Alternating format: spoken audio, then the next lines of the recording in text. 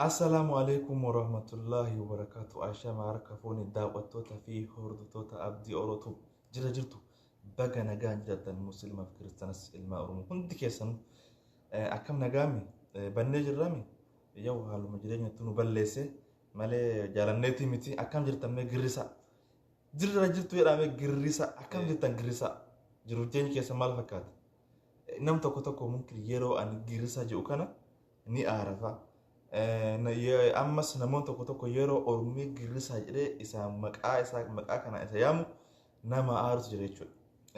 Walumaa galatti akkam jirtan girrisaa musliima kiristaanas bakka jiraattan jecha. Maaliifuu girrisaan maal akka ta'e nama hedduu hin galleef jechuudha. Girrisaan maal of keessaa qaba nama hedduutu hin beekne jechi girrisaa jedhu kun maal jechuudha. Girrisaan maal of keessaa qaba hosii lakkaa'e tokkoffaa fakkeenyaaf wanti girrisaa keessa hin jirre unuma hin jiru jechuudha. Wanti girrisaan baateen deemuun wanti girrisaa kana keessa hin jirre tokkollee hin jiru jechuudha. Fakkeenyaaf si fudhu takkaan si lakkaa waan girrisaan qabu. Girrisaa keessa sheekni guddaan sheekni ijji namaa laaltu. Sheekni kabajamaan girrisaa keessa jira. Qeesiin beekamaan qeesiin ijji namaa laaltu girrisaa keessa jira. Hayyuun xiinxala hayyuun waan dhufuu fi waan amma ta'us beeku girrisaa keessa jira. Aktiivistiin ciccimaan girrisaa keessa jira. Doktorri cimaan doktora Arif doktora gama FBT waas barsiisu girrisaa keessa jira.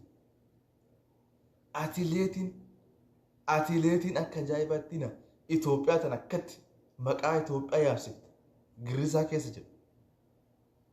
Aartistiin dhageettii qabu jaalatamaa fi kabajamaan kan ijji namaa laaltu kan hawaasa ofiitti bakka bu'eetiin taphatu kan hawaasa ofiitti wareegamu girrisaa keessa jira. Qeerroon biyyaa wareegamu qeerroon agartee amaanaa hin nyaanne girrisaa keessa jira. Qarree fi girrisaa keessatti wareegamte.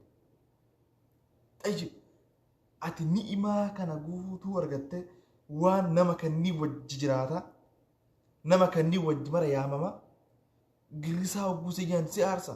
Mee dhugaa rabbi sin gammachiisu. Mee wantuma girrisaa keessa dhabame tokko mee naaf himu. Uumama girrisaa keessaa hafe natti hime. Ati kana keessaa of baastee yeroo ormii girrisaa siin jedhu ni aarta. Aaruun qabdu. Girrisaa waan akkana kana qaba. Akkasittuu girrisaan hin danda'amne. Hin danda'amne girrisaan. Girrisaa jechuun waan akkana of keessaa qaba. Girrisaa hogguu siin jedhan gammachuu wayii sitti dhagamuu qabdi. Gammachuu wayii. Girrisaan kanneen of keessaa qaba. Hattan aktiivistii ciccimoo. Girrisaan waan akkana of keessaa qaba. Wala gaazexeessaa wala aktiivist meewuma girrisaan dhabanatti hin jiru jechuudha. Kanaafuu girrisaan riikardii guddaa cabsa jechuudha. Akkuma beekamu sirba Galaanaa Gaaromsaa guyyaa lamatti miiliyoona takka fidan jechuudha. Guyyaa takka Abashaan guyyaa lamatti viyuu miiliyoonaa miti ji'a lamatti 200,000 argattee hin beektu. Akkuma namoonni hedduudha jiru waan duraan Oromoo gubbatti ilaallee alagaa irratti ilaallee haguurusan ija keenan argina jira jechuudha.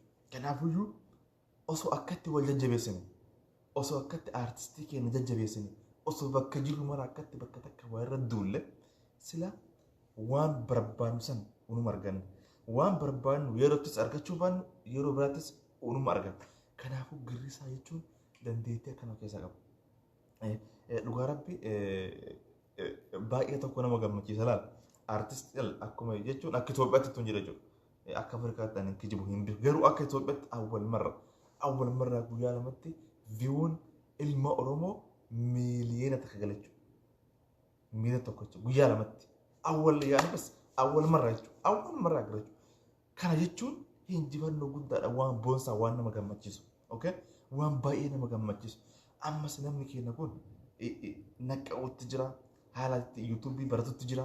ijoolleen teenya nama hedduu amma nama waan beekne malee nama waa hin beekne malee nama yaadni hin galleef malee nama xiqqoo yaani wanti marti hin galleef malee namni tokko sirba namaa yuutuubii irraa gabbuusee FB gubbaatti fe'uu irraa of qusatee jira. Kan fe'aa jirus hin galleef gammaatti osoo miidhaan hin taane hin galleef. Anamma akkamtaa keessatti alhamdulillah keenyaa gala jechuudha. Sirba ilmaa Oromoo tokko gadi fuudhee FB irraan kaa'u naaf galta jirti. Alhamdulillah. Barkuun sii galuun waan tokko xilu. Sirbuma namaa tokko wama nam tokko fakka ilmi Oromoo tokko xaaree yuutuubii irra kaa'e gadi buusee FB irra kaa'uu dhabuun kiyya beekunu waan tokko jechuudha. Alhamdulillah. Kan beeknes rabbi nu haa beeksisu. Galatooma I love you baay'ee tokko sin jaalanna. Asumaan YouTube chaanaalii kanallee subscribe na godha. YouTube kiyas subscribe kun kudhan qaba. Jiruun biyyoolmaa tanatu dalagaa yaani busy godhachuudhaan dandeettuu akka fedha keessatti jiraattee baatee agartee YouTube yookaan waraabuuf hin dandeettu. Kanaaf YouTube irraa banne hanga yeroo arganneetiin agartee firii taanii wal dachaanee waan tokko tokko talee nutti naaf jiraadha akkanumatti itti fufa. Girrisaan dandeettee kana qaba. Naaf jiraadha galatooma I love you isin jaalanna isin kabanya jechuudha. Asumaan daawwattoota fi hordoftoota abdii Oromoof fayyaanaa ta'a galatooma. Okay?